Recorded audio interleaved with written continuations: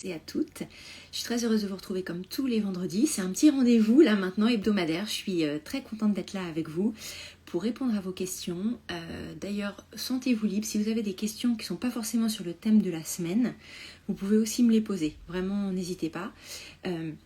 Mais disons qu'en priorité, je vais vous parler aujourd'hui de comment bien préparer et sécuriser nos enfants à l'approche d'une séparation. Donc ça peut être une séparation très brève, comme une soirée ou même dans la journée avec une babysitter, jusqu'à des séparations plus longues de plusieurs jours, voire comme moi, pour mes filles qui sont plus âgées maintenant, qui ont bientôt 5 et 8 ans, de un mois entier. Je vous avoue que c'est le plus long que j'ai jamais fait jusqu'à présent.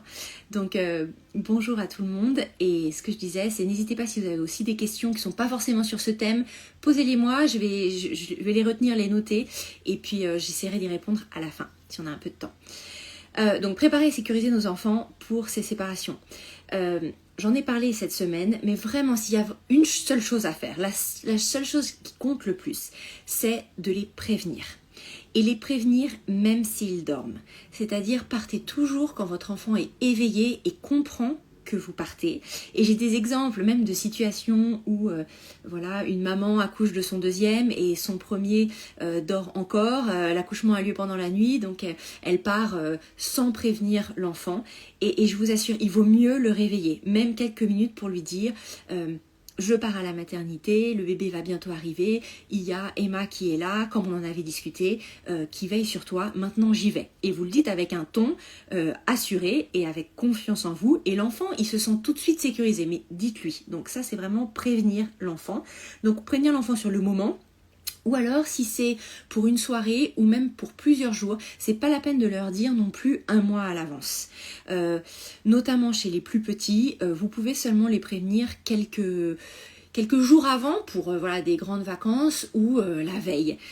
Parce que pour certains enfants qui sont un peu plus angoissés, ils peuvent ruminer et anticiper cette séparation et en faire vraiment un gros truc qui n'a pas lieu d'être. Donc le timing aussi est important. Ça, je vous l'ai pas forcément dit dans mes posts, mais je vous le dis aujourd'hui.